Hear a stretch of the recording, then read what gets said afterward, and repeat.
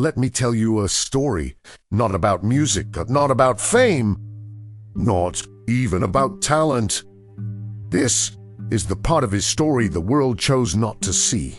This is the story of a child who never learned how to play and became a king who never learned how to rest.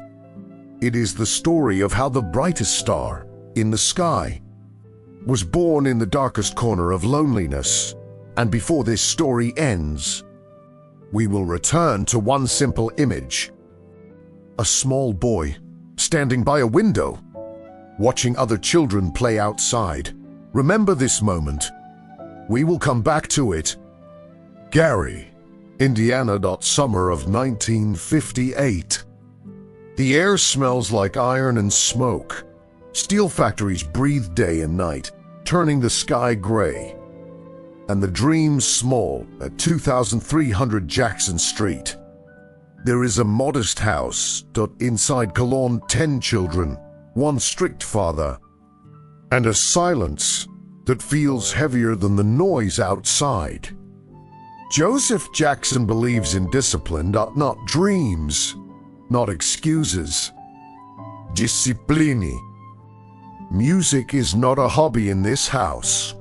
It is a duty. And in the corner of the room, almost invisible, stands the youngest boy. Michael. Quiet, observant, fragile. While other children run outside, Michael stands by the window. He watches. He listens. Alarms. This is where the fairy tale begins. Michael does not know it yet, but this window will follow him for life, because play is something he always sees, but never touches. Outside, laughter. Inside, rehearsals. Outside, freedom. Inside, perfection. Music becomes his playground. But playgrounds are meant for joy. This one demands sacrifice. And Michael, even before he understands what childhood means, is already giving it away. What happens to a child who never gets to play? Keep that question with you. Michael's voice is discovered, not by accident, but by necessity. His brothers are rehearsing. Someone needs to sing higher. Michael opens his mouth, and everything changes. A voice too big for a small body, too emotional for such young lungs. It doesn't sound learned, it sounds remembered. As if he has been here before, Joseph hears opportunity. The world will later hear magic, but magic always asks for a price. As Michael grows, the window grows smaller. The stage replaces the street. Applause replaces laughter. And the boy who watched others play is about to make the entire world dance. But something is already missing. Something invisible. Something irreversible. Remember the word play. Because no matter how far this story goes, no matter how high he rises, we will return to that window and to the child who stayed behind the glass. Fame did not knock on Michael Jackson's door. It entered his house, sat at the dinner table, and never left. Before Michael learned how to tie his shoes, the world had already decided who he would become. This is the part of the story where applause begins and childhood quietly ends. The Jackson family car moves through the night. 5 boys, matching outfits, matching steps. Outside the window, America is changing. Inside the car, perfection is rehearsed again and again. They arrive at the Apollo Theater in Harlem. Dusty backstage halls, flickering lights, the sound of legends echoing in the walls. Michael is 6 years old. 6. He watches James Brown perform from the side of the stage, studying every move, every breath, every pause. This is not admiration, this is survival. When Michael steps onto the stage, something unnatural happens. The child disappears. In his place stands a performer with control, timing, and emotional weight that adults struggle to master. The audience erupts, but backstage, there are no hugs. There are corrections. There is pressure. There is fear of mistakes, because mistakes are not forgiven easily. A wrong note does not mean try again. It means discipline, and so Michael learns early. Love is conditional. Approval must be earned. Perfection is safety. Motown Records, Berry Gordy, the dream factory of Black America. Here, talent is polished until it shines, but individuality is trimmed away. I Want You Back is born. The song sounds joyful, playful to innocent, but behind the sound is a boy recording vocals late into the night while other children sleep. Michael becomes the engine of Jackson 5, the youngest, the strongest, and slowly but the loneliest. What happens when the world loves the performer but never meets the child? Hold on.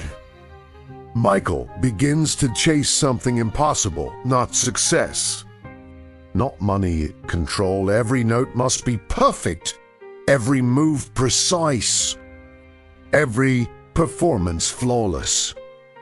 Because perfection keeps the chaos away. This is where his legendary work ethic is born, and also his lifelong anxiety. The applause grows louder, but inside, something becomes fragile, something that never learned how to fail safely. By the end of the Jackson 5 era, Michael is famous beyond imagination. But fame has frozen him in time. He is older, but not older inside. And one question begins to echo in his mind. Who am I when I am alone? The answer will not come easily. Undefined breakaway from everything that made him famous. There comes a moment in every legend's life when applause is no longer enough. Michael Jackson had everything the world could offer: fame, money, admiration. Yet something inside him whispered, "This is not me," not yet. To find himself, he would first have to disappoint everyone else. The Jackson 5 had become a machine, efficient, predictable, safe. And Michael felt trapped inside it. He was no longer a child. But the world still treated him like one, so he did the unthinkable. He stepped away from the group, away from the formula, away from the identity that made him famous. For the first time, Michael Jackson stood out, and loneliness felt familiar. Then came Quincy Jones, not a producer, not a manager, a mirror. Quincy did not tell Michael who to be. He asked him, "What do you want to sound like? What do you want to feel like?" No one had ever asked Michael that before. Together, they began building something new. Not a child star, not a group member, an artist at 1979. Off the Wall is released. The sound is different. Funky, disco soul. Michael's voice is lighter, but his intention is stronger. Don't stop till you get enough. For the first time, he is not just singing, he's choosing. The album is a success. Massive. But the world's reaction is complicated. They love the music. They dance, yet they do not crown him. And Michael notices. Awards are given, our charts are topped. But one thing is missing. Respect. Michael realizes something painful. Being good is not to be enough to be wonderful. This realization ignites a fire, a dangerous one. What happens when perfection is no longer a defense, but a weapon? The world thinks Michael has peaked. They are wrong. He goes back into the studio, not to make hits, but to make history. And somewhere in the distance, 1982 is waiting. With it, a crown and a loneliness no one could have imagined. There is a moment when success stops being a destination and becomes a distance. Michael Jackson reached that moment the night the world forgot how gravity works. From that point on, nothing would ever touch him again. Not the ground, not normal life. Not even himself. March 25th, 1983. Motown 25. A simple stage. A dark background. Michael steps out alone. Black jacket. White socks. One glittering glove. The music starts and then that is steppy. Backward, smooth, impossible, the moonwalk. The audience screams. Televisions explode with disbelief. History rewrites itself in real time. But what people don't notice is Michael's face. Focused, distant, almost gone. Because that step wasn't just a dance move. It was a farewell. The moonwalk symbolized something deeper. It looked like moving backward, but it was actually escape from childhood, from expectation, from Earth itself. Michael wasn't dancing for the world anymore. He was dancing away from it. And the higher he floated, the less human he became. During a Pepsi commercial shoot, the unthinkable happens. Fire. Michael's hair catches flame. Seconds feel like hours. The burns heal, but something else begins. Chronic pain. Medication. Dependence. During a Pepsi commercial shoot, the unthinkable happens. Fire. Michael's hair catches flame. Seconds feel like hours. The burns heal, but something else begins. Chronic pain. Medication. Dependence. This moment quietly changes the rest of his life. Physical pain becomes constant. Sleep becomes rare. Reality becomes flexible. And behind the perfect face, the body starts to break.